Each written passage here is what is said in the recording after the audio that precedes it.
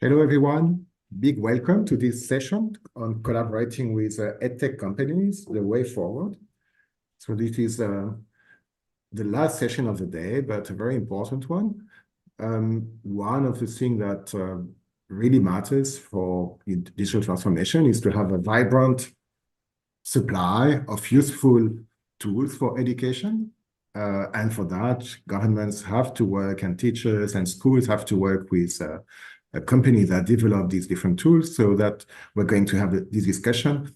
And we have to, the idea of this session is to understand how governments, schools, researchers can work with the companies, and also, how we can actually have a more collaborative way of doing these different things, as we have started to discuss it in the previous session. So for this panel, we have a wonderful panelist with us. We have Maruša Dejak, who is the managing director of ROKUS Klett. If you, want to come on screen, Maruša. We have Kyung-Ung, who is the CEO of HoloTrack, in Singapore. And I forgot to say that Maruša is Slovenia. And then we have also with us Jean-Claude Brizard, who is a president and CEO of Digitalprise in the United States. So we were supposed to also be joined by Caroline Wright, who is the Director General of BESA, the British Education Supplier Association, but unfortunately she cannot be with us today, and we send her, really our best wishes. And so we're going to start this discussion. And so I will, we'll have a first round. I would like to say that if you would like to share your questions, put them in the, in the question and answer bar of the platform, and then we'll try to integrate them as part of our discussion. So let me start with you, Maruša. And please, if you can tell us a little bit about ROKUS Klett and what it does. But basically, my understanding is that it was a traditional publisher, and so that has actually engaged in the digital transition. So can you tell us a little bit, what this looks like, what does it mean, and what are the new, I would say, features that the digitalization brings compared to the usual paper textbooks that we had in the past? Hello to everybody. Thank you, Stefan, to give me the word. Yeah, so I'm coming from tiny, small Slovenia. In Slovenia, it's only 2 million inhabitants. So one generation of pupil is around 20,000 students. So on one side, we work in a place, in a country like I would say small laboratory, because we can try, we can evaluate every step we make, every development. It's possible in such a small country.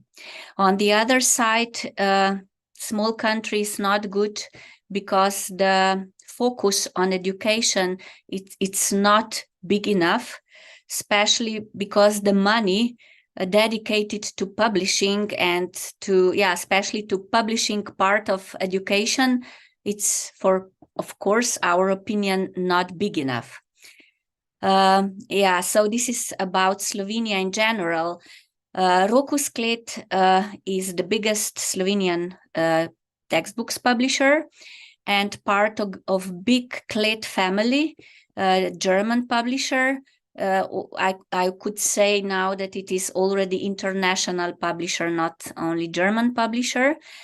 And also this relationship with our Klett family made us possible to develop and to become not only traditional publisher. We last years became, but we are slowly getting into Edtech sector, developing more and more digital solutions, these digital platforms, and also simple digital textbooks. So this is very shortly about what we are, from where we are. And what we face, as I said, we face that we need to count on our own development, mostly on our own money to develop new solutions. We start talking with ministry better and better, so discussion starts. I cannot say that we have deaf ears on the other side, but we need to collaborate more. In an ideal world, I believe we will also talk about it later, ecosystem, it's very complex. So in this ecosystem, collaboration between the politics and private publishers needs to be very strong. We all understand and believe that open educational resources in some point are first step in one country digital development, but on the long run, it doesn't work. So I can assure it also from Slovenian experience that the transition from printed to digital, it's still blended. And teachers believe that open educational resources are strictly digital, no printed support, but private publishers, we offer both, printed, digital, connected, and we put a lot of effort to train teachers. So do you believe that you mentioned, the coexistence of printed and digital? Do you think that we're going in a world where everything will be digital, or that printed actually will stay? I think that printed will stay still for a quite time, mostly because of that infrastructure is not prepared to work only with the digital.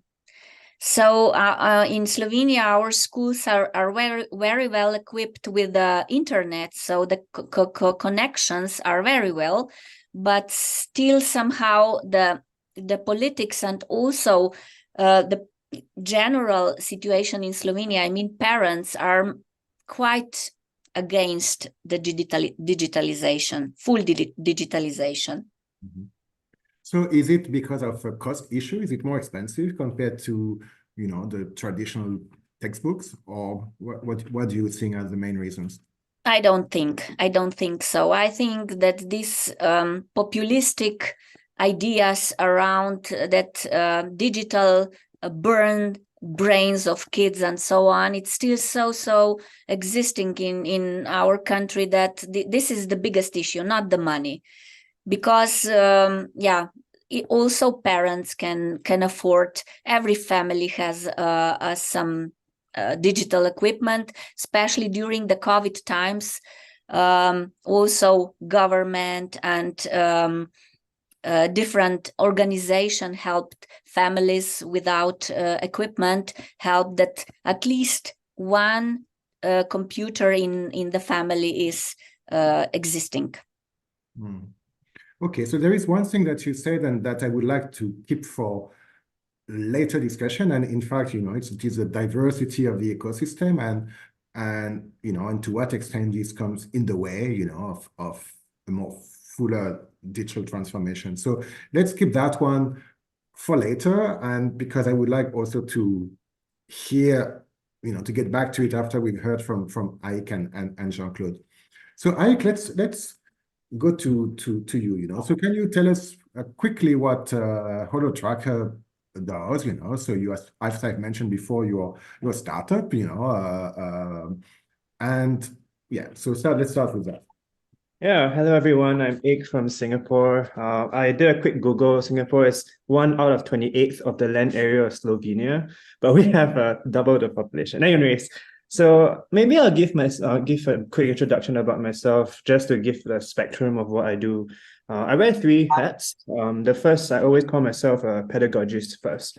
I started my early career collaborating and designing a lot of learning spaces, curriculum with teachers. I make it sound cooler than it is. It's basically occupying school halls, building cardboard villages, tearing them down and asking hey, what does it mean to have a society or a city, right? My second hat, I'm trained as an anthropologist. So a lot of the kind of ecosystem, looking at stakeholders and where their place is very important to me. In my second kind of part of my career, I was actually working a lot with social environmental education. So how do youth kind of encourage youth to take responsible action amidst the climate crisis, right? I think that's a big topic that we're dealing with today, and especially in connecting urban and non-urban populations to learn and kind of situate their role in that climate crisis. So that's my kind of second hat. My third hat, which is my current main hat, I'm also a technologist. So I lead a team at HoloTracker. HoloTracker basically helps to show growth in social emotional competencies, right? So things that stay very abstract if we don't measure them. I think it's a big problem that we had for as long as the education system has ever lasted, but really only surfaced in the last 10 years or so. It's something that I think a lot of schools struggle with. So we give them a tool to help them to kind of log observations of their children's everyday behavior, positive behavior, help them actually see this visibly, right? We call this making visible social and emotional development. We currently work with about, by next year, 30,000+ students and teachers, and also rolling out nationwide, hopefully next year. So that's by means of introduction, that's what I do. Thank you. So how is the Asian market, or the Singaporean market, and so how do you came up with your idea as a startup? How easy was it to get started, and what are the kind of relationships with the government and with schools that you have developed to do that? Yeah, thank you for those questions. I think it's pretty much the same across the world. COVID really kind of drove at adoption across the world, right? So when schools are on lockdown or in semi-lockdown situations, we're asking ourselves like, hey, can we move learning to be digital? I think that's something that we're seeing also in Asia, where a lot of the schools actually move into that digital space. But I would say we're really only starting to scratch the surface, right? We can move learning digital, but what does it really mean to have learning that is integrated into the digital world, right? And by that, I mean, when it comes to pedagogy, we can now learn faster, more individualist, kind of more personalized education, focus on the individual, have more group work, have more projects, access to the internet. ChatGPT was a big topic in the last 3 sessions that we had. So I think as we are looking at that shift into that digital world, learning has to move, and we have to investigate what it means to have digital learning. So I think that's something that we're only scratching the surface at the moment. In Singapore, I would comment more where I'm based. There's been a big push to adopt more kind of partnerships in the ecosystem beyond school. I think that's a really good move from our nation's perspective. So that's kind of how I see the Asian ecosystem.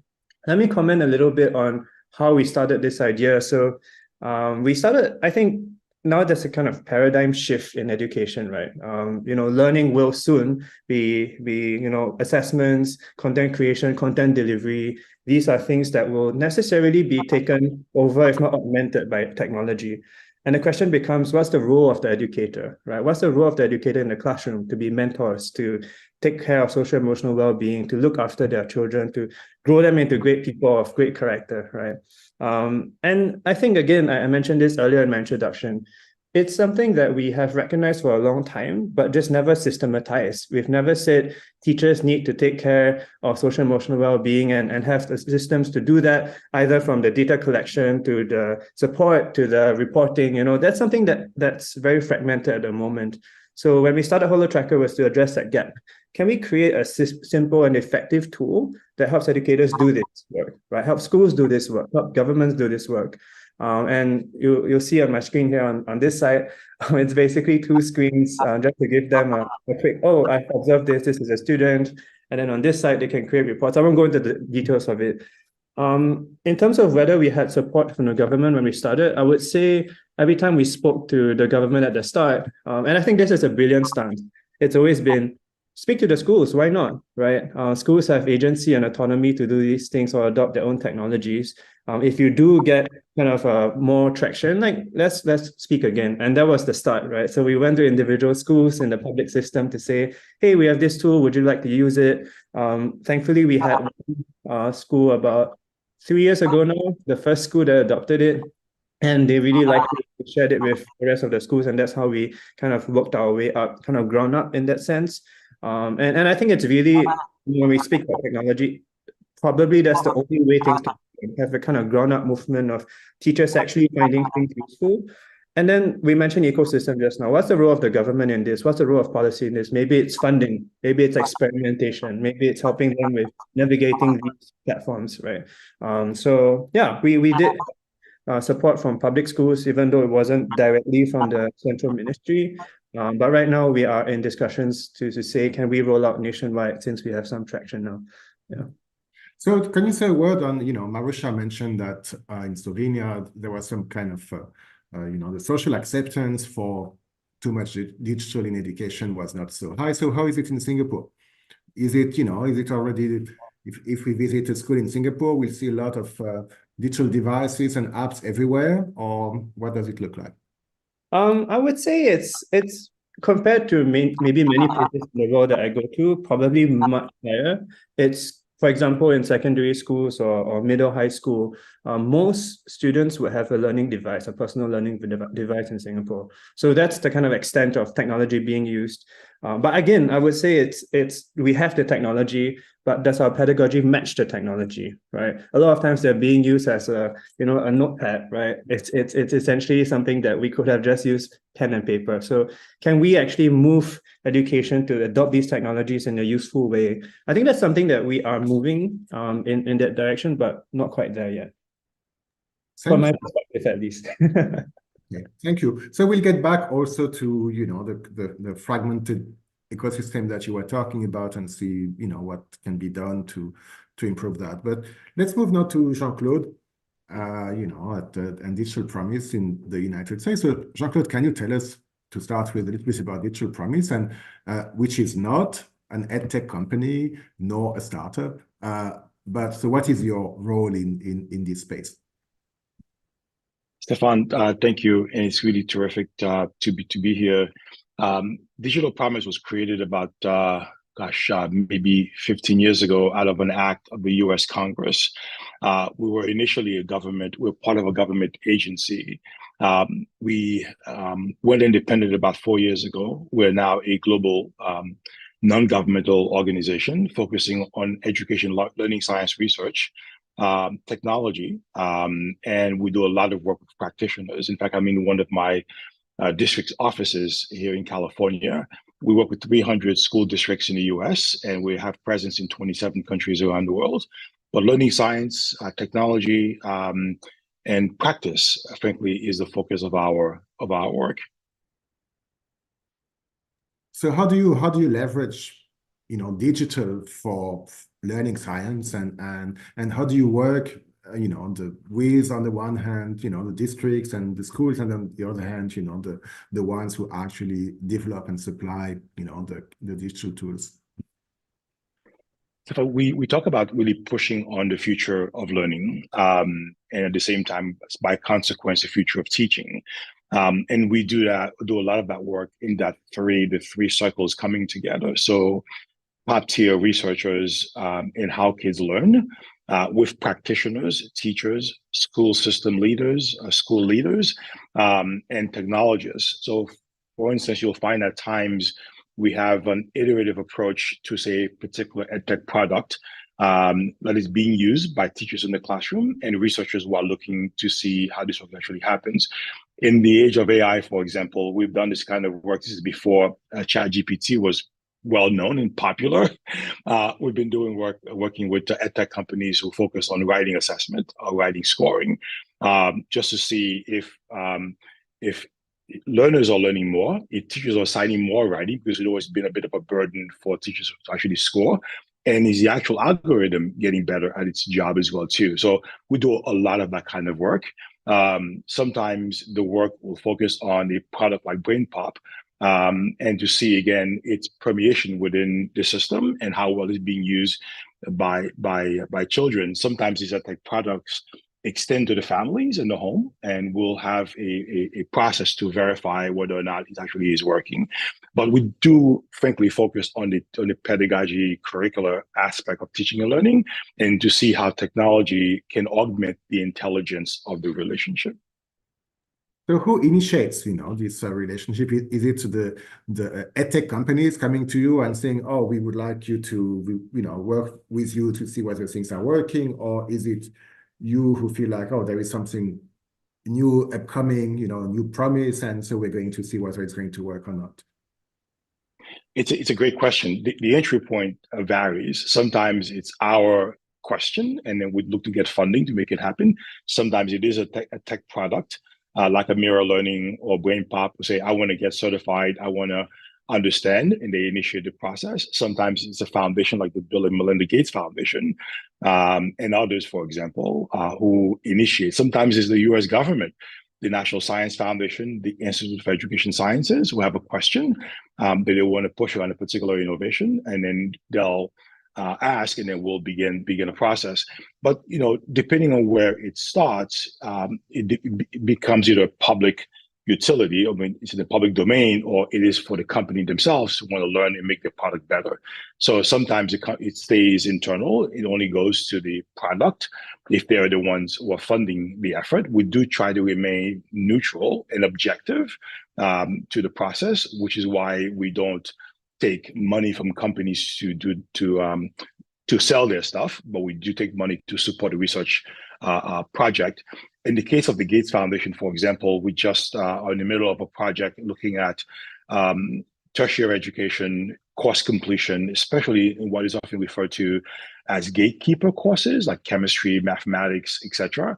And then we look to use adaptive technology. We work with the university faculty in creating a research project to see, can we actually increase the completion of young people, often who are poor and marginalized, in those kinds of STEM courses using adaptive technology. And whatever is developed becomes a public good, and it helps the rest of the university system understand really how to do this kind of work.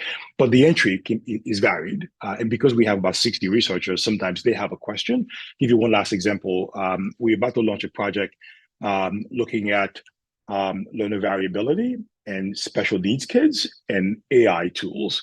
Can we actually redesign work for special education students, leveraging technology, especially artificial intelligence? So, and that was inspired by the Oak Foundation based in Europe. So they asked the question, and we're developing a process and project for it.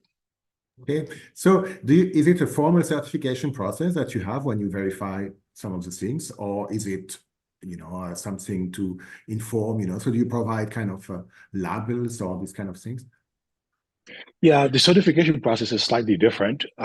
So companies, we have a process, and we do it in collaboration. We have, in partnership with ISTE, in partnership with a few other organizations who are either international or national here in the US, and we create these repositories for procurement to understand for when buyers are purchasing EdTech products, they know it is a worthy product. And we have nearly 200 companies certified, serving about 400 million students around the world.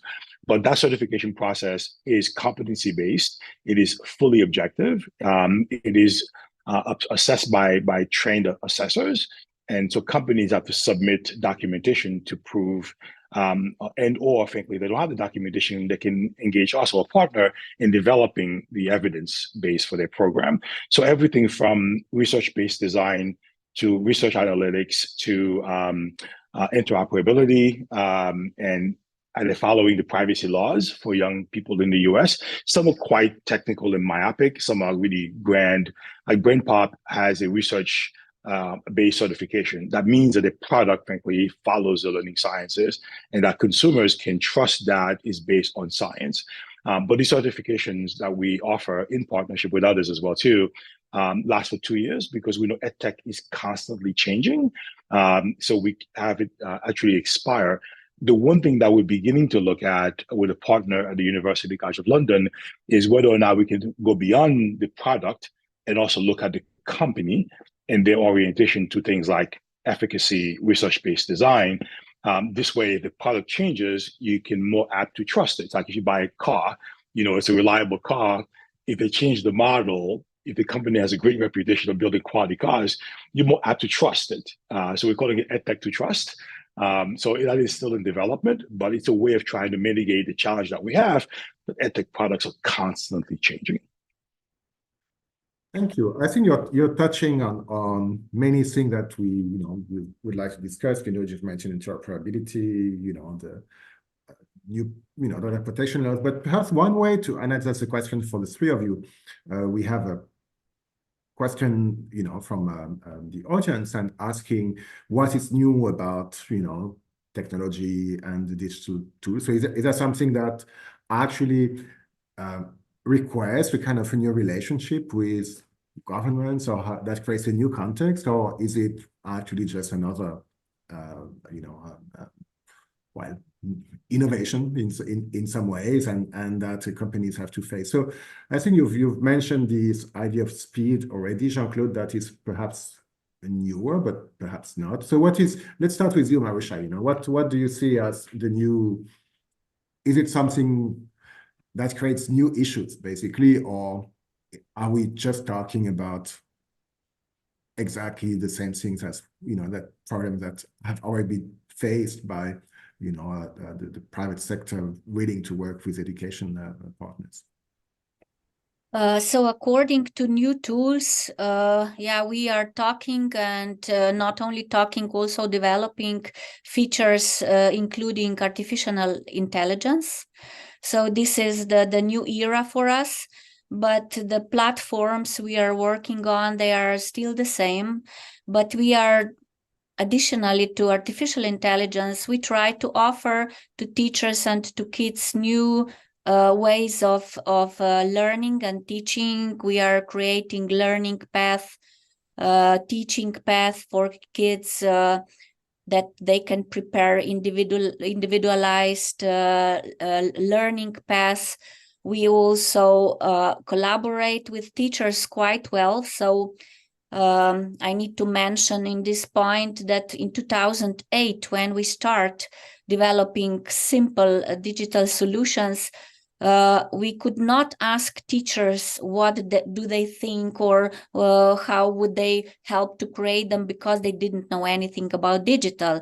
But nowadays, we include teachers, involve teachers in creating new digital materials. They evaluate, they are our ambassadors, they cooperate with us with new ideas. So it's completely new era of development of digital solutions. So we create new things, not proceeding only with old solutions. And one question actually that echoes what you said before is, how do the students feel about these things? Do they prefer digital compared to the previous solutions, or what is your view on that? We started not long ago, 2 years ago, also involve students in creating our digital solutions. So we care about their opinion a lot. But unfortunately, students have a kind of a resistance of digital textbooks in general. So they would prefer gamified solutions. But that teachers don't like. So here we are on two different sides of the river. So we try to find on our platforms additionally solutions also which are more interesting for kids. But usually teachers use them only for students who are more advanced, who are faster, who has these abilities to follow the curriculum faster. Thank you. Ike, what is your take on that? Yeah, I was thinking about the question on what's new about this digital revolution. And I think one thing that I always think about is technology is disruptive. It's disruptive in the ways that it challenges relationships, it challenges power dynamics in the classroom. Something I always talk about with my teachers is, today, you can no longer expect a student to simply listen to the teacher, right? You're competing with YouTubers who are much more entertaining. You're competing with content creators from everywhere in the world. They can learn the same thing as you are teaching 10 times faster, right? So when you step into the classroom, that dynamics is changing. So as a kind of technologist looking at this problem, you go, okay, there's one way, which is to say, let's remove the teacher altogether, but that's not happening, right? We still need a mentor. We still need an adult figure that guides our children's growth. Then how do we support the teachers in doing that?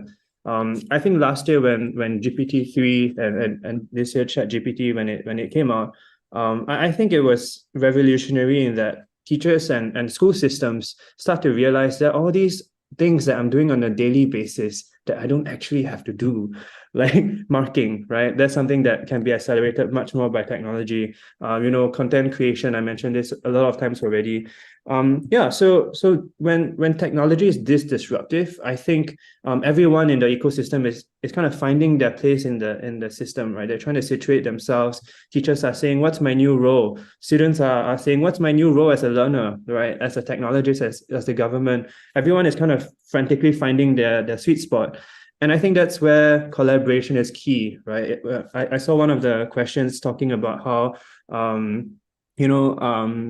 for edtech companies to have teachers who know and know what it takes to teach difficult concepts and skills, they are the ones who should be kind of collaborating and designing and shaping the development of products. I can't agree more, right? That collaboration is so key in making products that really stick in the industry. And many times they're very simple solutions. I'll mention quickly one of my favorite. My friend in Kenya actually introduced this to me, where they have an SMS system that gives quizzes to students because, the classroom ratio is 1:200. You can't teach that way. So they have kind of quiz systems that allow them to quickly respond based on SMS. My friend who runs the company essentially has the biggest database on personalized learning that can be, right? So as a teacher looking at this, you have to go, okay, how do I then work with my 200 students that I'm working with at the same time, right? As the technologists, you're going, how do I kind of create the right tools so that the teachers find the solutions interesting and useful, right? I think we always skip that step. We always come up with solutions that maybe work, right? But they're just cool and it comes from our own kind of head. One story from my own work, when we started designing HoloTracker, we had all this micro data on student learning in the classroom. And when we think about how we present this to teachers, right, one way is to say we create dashboards, allow them to kind of navigate their way. One thing that we can do, for example, is a sociogram, allow teachers to see relationships within the classroom. But we have to consider, do teachers actually find that information useful? Most teachers are not data scientists and shouldn't be expected to be data scientists, right? So how do we create the tools? Maybe they're just looking to form a group for group work, right? That's the useful thing. It's not just looking at the relationships in a diagram. So these are things I think, when we ask about what's unique about this digital revolution, I think it's the ability for stakeholders to collaborate, the fact that everyone is scrambling and finding their role. I think that's very exciting in the ecosystem. Yeah. Thank you. Jean-Claude. Well, can I? Sure. I want to add to that. I think that's well said. There's so many different angles to that particular question, which is why I often take all of this back to the fundamental foundation of teaching and learning, right? So relationship between students, teachers, families, and instructional materials. Again, the idea of technology augmenting the intelligence of that particular relationship. Often when you think about a product or its evolution, you think about what is it solving? What is it accelerating in education? So a couple of examples. When you go back to the concept of personalization, and we know now from research that every single person has a jagged learner profile, that no two individuals are the same in how they actually engage in the learning process. There's no way in the world a teacher with 34 or 200 can personalize education. At the same time, you ask, what are you personalizing and why are you personalizing it? If it's not baked into the science, then why? And the only way that can be done, frankly, is for leveraging good technology, good solutions in technology to support that process. Our Learner Variability Navigator, which is on our website, bakes in this idea of a technology that supports this idea of personalization. Now that platform to an API is being integrated in PowerSchool's Schoology and Panorama. is going to hit 80 million users this year. So again, technology is helping spread and scale that particular set of work. One of the challenges we have in the US, of course, is, I'm sure it's around the world as well, is how do you match incentives and need? Because edtech products, they want to make money. They want to either be bought by a bigger company or make money. But for educators, it's about solving a challenge that they are experiencing, or maybe one they not even know exists. When I was a teacher in New York City, I taught physics. When the graphing calculator came out, I think it was TIAD, what number, whatever that was, it was seen as a cheating tool, and the state banned the use of the calculator. And then one thing changed. In the assessment, it was show your work. That was it. The only statement I was added to the question. And now the TI-83 became now a tool, a required tool on the assessment. So we had to elevate our pedagogy, elevate the way in which we actually assess to go deeper in the learning process. And technology is an amazing enabler. And I'm going to watch what AI is going to do in that particular milieu, which I think is going to really help elevate and accelerate the challenges, frankly, we have with groups of students in our classrooms around the world. Thank you. We have a few questions on collaboration, and I want us to get back to that and what you've learned from it, actually, with the education sector. But there is also one that I would like us to touch on before, the end of the session, and it's one around standards, regulation, etc. And so I'm saying that to ask to what extent actually regulation can be seen as something that prevents, the development of market, etc. But to what extent can actually it help to, to have a more robust, edtech or, supply of good quality learning, digital learning resources and digital tools. So that I would like us to also think of that. So, yeah, perhaps we can start with a collaboration, and then, but you can think of the next question that is coming. So who wants to start on that one? Yeah, so I'm happy to start very quickly. Sorry, Maruša, why don't you go ahead? Maruša. No, okay, fine. Please start. Go ahead, Jean-Claude. Okay, so in terms of the collaboration, that goes to the very fabric, frankly, I think, of digital promise. When you think about the edtech infrastructure, educators, whether it be a classroom teacher or school leader, and particularly the folks who can research and understand how well these things are actually working. We have a number of different constructs that allow for this kind of iterative approach to the work, both leveraging researchers in AI and technologists and practitioners who are watching and asking questions. And I find that the companies we work with are hungry for information. They don't always want it to be public, but they want to feed what they actually are doing. And so we have developers of products in the same room with, say, 4 or 5 teachers who use the product, and maybe one researcher sitting there and it basically asking questions and going through it, so not going through the platform itself. That kind of collaboration is great. At ASU GSV, if you're familiar with the structure here, about 14,000 folks in attendance, primarily serving the edtech infrastructure. But now more and more you're seeing educators showing up because, again, we're creating these rooms for conversations and future collaboration in improving edtech products. Text Help is another example, a great example of a company very interested in learning science, very interested in working with practitioners in better understanding, frankly, how to make a better product for the consumer. Thank you. Maruša. Yeah, I would like to say that we work in a very, very competitive environment. So we compete with with publishers who are fighting for their market shares. We are also compete with big fives.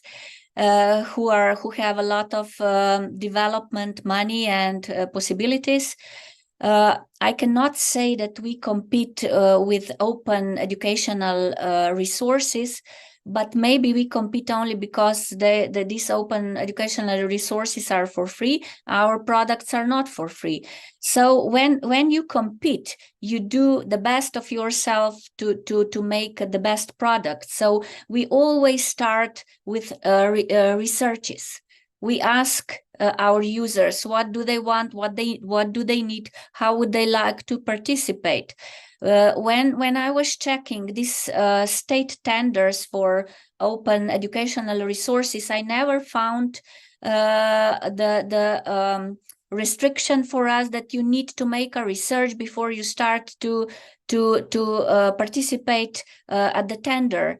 Yeah, that's why we involve teachers to be competitive. So this is for us very important.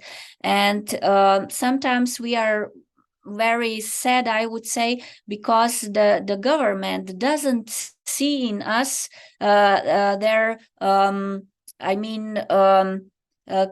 collaborator in making better future, better educational environment. Yeah, because we need to fight for ourselves. That's we do nothing by heart. We check everything, we evaluate everything. So I think this is yeah, the point of our view. Ike? Yeah, I was thinking about kind of the role of the technologists in the room, right? In collaboration. And I always think technologists or technology companies have that responsibility to be a node in the ecosystem, right? You're providing a lot of useful tools and information to every stakeholder. And I know sometimes I watch like hearings about, that Facebook case many years ago, and they say, oh, Facebook's just a tool, we're just enabling people to do the things that they want. I think that's maybe half of the picture. The other half of the picture is that you do have a responsibility in the ecosystem to bring people together, to build the right connections and the right relationships. I mentioned a few relationships in what I'm thinking about. Jean-Claude mentioned just now in passing families, right? I think I want to make it explicit that families are a big part of this picture as well. For the longest time, we've always excluded them as a stakeholder in education, but families are so important. And in our work in HoloTracker, a lot of the ways that teachers are using the tool is to share with parents and also the children, of course, how they're growing in the classroom, right? What's the social dynamic? Who are their friends? Who are they working with well with together, right? And us as a tool, we have that responsibility to help families understand this is, what the school is doing. Sometimes the school doesn't think to create a parent's letter. That's really important, right? Allowing the teachers to say, this is a parent's letter, to explain the work that they're doing in the classroom, making observations, sharing the report with you is so crucial. And it allows parents to come to the school and collaborate with the school on pedagogy. This is how I want my student reports to look like. This is the information that I want so I can support my students at home. Right, so that's one example of a relationship. School to government, sometimes it's always very top down. It might be a case, and again, it's not that the system is top down. It's just an assumption that things are top down, right? That I have a curriculum, I have to deliver it, I have to report then the assessment process. But when you come in as a technologist, you say, oh, the data that the schools are generating is very useful for policy, right? What does creativity look like in an English class versus a math class at the national level, right? That's something that, schools can collaborate with governments to do. And as a technologist, you provide the right tools and the right data to enable that to happen. Of course, you also have, maybe governments to international organizations like the OECD, right? How do we conduct research on national policies, cross-cultural kind of information? Again, the technologist has a big role to play in creating these collaborations. So yeah, I think these are things that I'm thinking about. Maybe I'll also take the chance to answer the second part of the question on things like regulation. I always think regulation has a life, right? What do I mean by that? When you create something that is regulatory, it's not just a compliance. You're not just trying to comply. You create a way that people think about that system. In Singapore, for example, there has been a big push for stronger regulation in technology or tools, especially for personal data protection in schools. But when that's not communicated properly, people get very anxious about these things. When I go into a school, the first few questions that they ask me is about kind of data security and personal protection. And again, it's not that we don't want to answer these questions. It's important questions to answer. But when you put that front and center about kind of approach of technology, people get distracted, right? They say, these are the things I have to consider first, then everything else. And the conversations get very tiring. Whereas, my question, I always kind of answer back to them. I say, okay, I'm willing to sit down even for half an hour or an hour just to talk about data protection and why we need it, right? But first, let's talk about why your students' data is being collected. What are you going to use it for, right? What kind of data should we be needing to collect in the first place, right? So these are important conversations to have. So when I think about regulation, I think, it's something that has a life. It impacts the stakeholders that either have to comply with it or understand it. And it's so important for people to have good conversations about this, right? Not just, the government said this, therefore we need to do this. Then it becomes a very kind of structured and constricting conversation to have in our schools. Yeah. Thank you. I would like to continue a little bit on that path, because one of the concerns that people have, and especially, when it comes to edtech companies or publishers doing digital things, is of course that one of the ways to personalize is actually to collect a lot of data, as you've mentioned before, and so that people get. And at the same time, in fact, many of the promises that we have from digitalization lie in personalization. It's how you actually make each and everyone succeed or improve and learn more. That's part of. But some of the concerns are also about the efficacy of some of the digital tools. Do they work? Is it worth paying for these things if they don't really work? And so, for example, as you can see in the health sector, they wouldn't let you put on the market something that has not been tested before, and for which there is no evidence. Another one we've discussed in the previous session is around algorithmic bias, so are we actually amplifying some problems without knowing?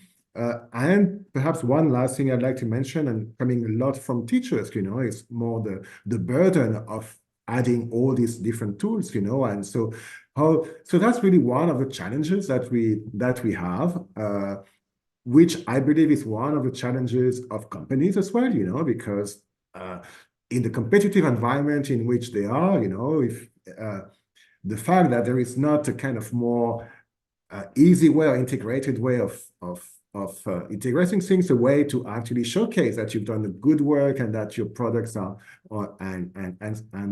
resources are working well, that have been well designed. So how could we?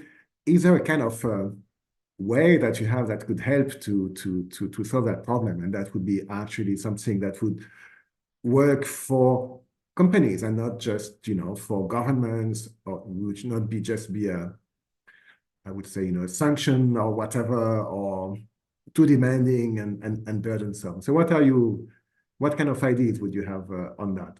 I know, for example, Maruša, I remember in Slovenia there was this idea to have this common platform for all of the publishers, so that which means that people, teachers and students would just have to go to one place to find all the different things. So are these kind of technical solutions also something positive? So what are your views? Let's start with you, Maruša. Thank you. Yeah, so this common platform is still not alive. So in this moment, we publishers were a little bit disappointed because they launched only the bookshelf, digital bookshelf, which is for free, which is open educational resource. And they promised that the additional e-book shelf will be for us, for publishers. But I think that this idea is not a good one, to have on one platform digital material with a price, I mean for license fee, and the other shelf which is for free. So I really don't know what will happen with this idea. But at the beginning, the idea was really nice, that everything from all publishers will be on one platform. We could license this our e-material, but in this moment it is not in a real life yet. And so if you were asked to have to demonstrate that some uses of your teaching and learning resources are effective, what would you think of this kind of request? Yeah, so we put a lot of effort on teachers training. So every new platform we launch at the beginning, we make a strong teacher training how to use this platform. We try to help teachers also how to go through the the day, through how to help kids, how to spend as less time as for preparation as it is possible. So yeah, this is very huge part of our development, is how to train teachers for using our platforms. Thank you, Ike. Yeah, I always think about platforms as, there's listing and then there's adoption, right? I think there are many great platforms out there that already do fantastic listings. I'll give one example, 100.org, based in Finland. One of my favorite platforms that kind of compiles educational innovations every year, I believe, and they also have spotlights on different regions and different topics. So these platforms exist, and I think the question here is, adoption has to be very contextualized, local. It has to fit the school. It has to fit the relationships in the classroom, and this is where I think a lot of kind of help from different stakeholders to help schools experiment, to try new things, to adopt new products, to try new tools. It's going to be very helpful. I think Jean-Claude might have a bigger kind of thought about this, since this is your core work. So I'll just keep my answer short here. Go ahead. Okay, yeah, thank you. So as you can imagine, in the US, because of the free market orientation, it creates incentives and lots of challenges around navigation, which is why, frankly, a few of us came up with this idea of product certification. And I agree. Like, so listing and adoption are two different things. So we have the EdSurge product index, we have the Digitalprise site. Again, more and more companies are coming, but how do you create the incentive for them to be certified? So, for example, in the issues around data and privacy, if you have a certification of data and privacy, it makes the school systems feel better, because they know you understand the law, you adapt to it. The questions is mitigated and move on to a different kind of question. What the challenges are, frankly, is within the school systems in procurement, because you have folks who are purchasing products, whether it be a teacher or a school leader, and they often don't know where to go to find the quality products, or the social network is what is driving purchasing. So a lot of our efforts now, we're building this coalition to really get to procurement, to inform school systems really how to think about purchasing. So we think if you get the kind of one-stop shopping where folks can go and look for a certified product, like if you're buying a computer, you go to Consumer Report, right?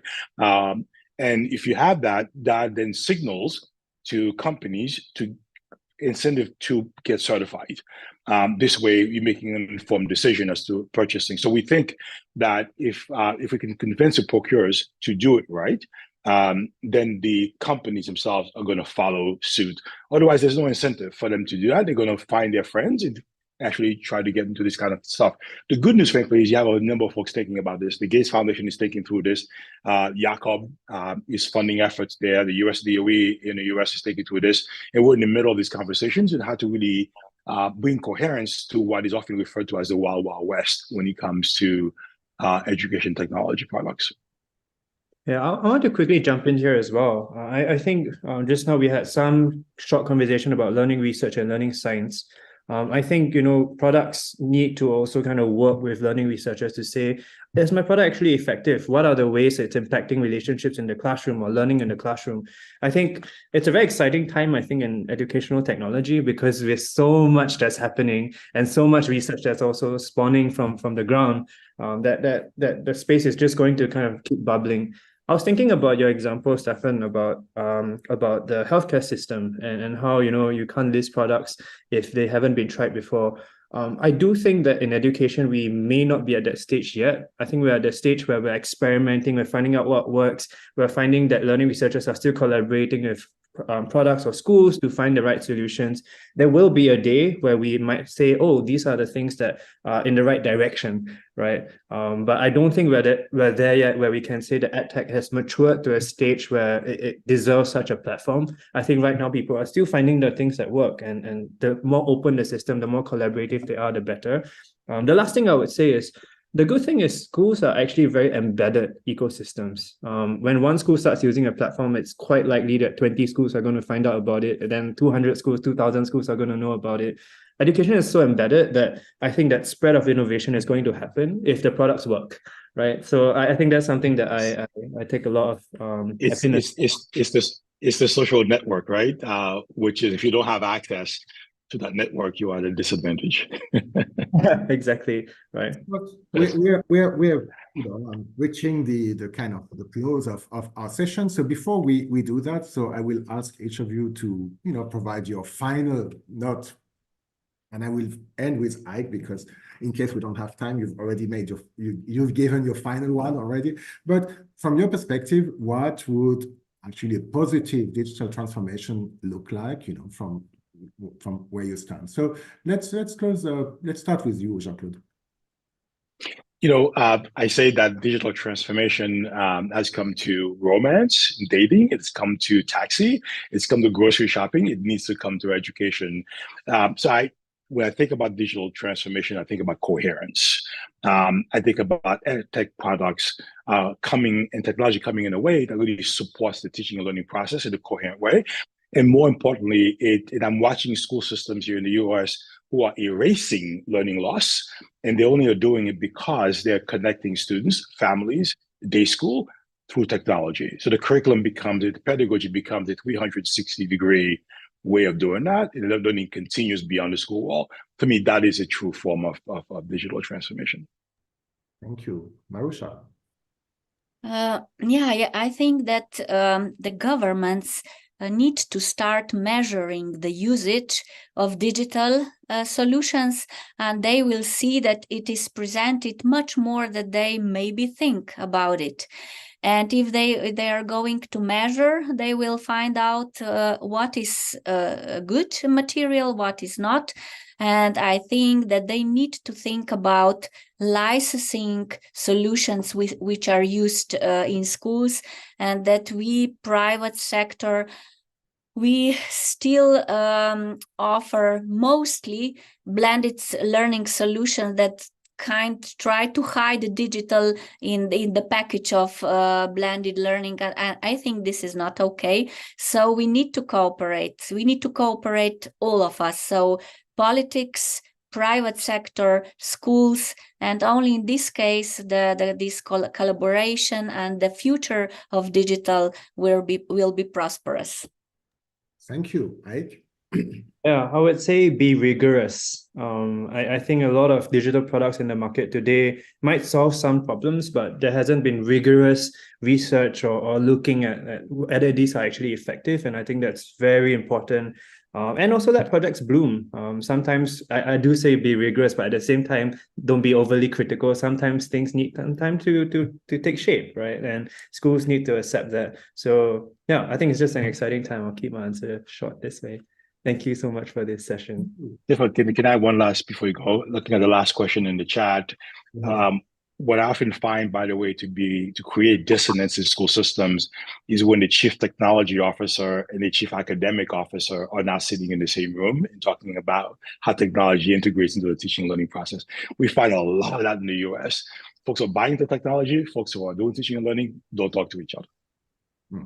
So I think that it really, lead us to what has been a common thread of the discussion we've had, which is around collaboration of all the different actors.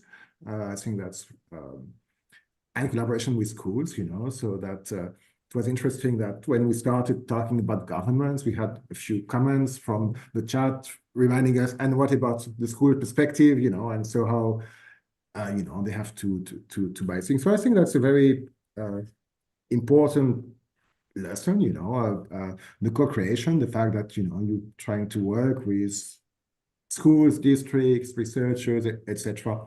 I think perhaps one, which is still one that we need to think about a bit more, is what is the role of, what is a good governance and what is a good ecosystem, way to create this kind of integrated ecosystem that will allow to do things differently and perhaps better than what we've done before.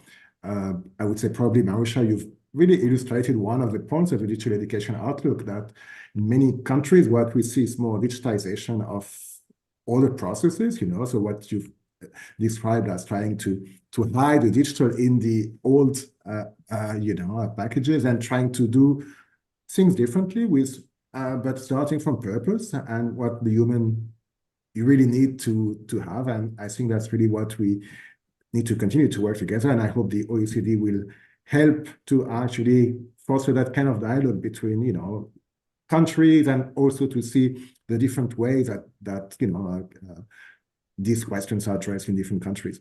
So thank you very much for the great contributions to our discussion today. And thank you for the opportunity. And Jean-Claude, thank you so much. Thank Thanks you for having us. Thank you.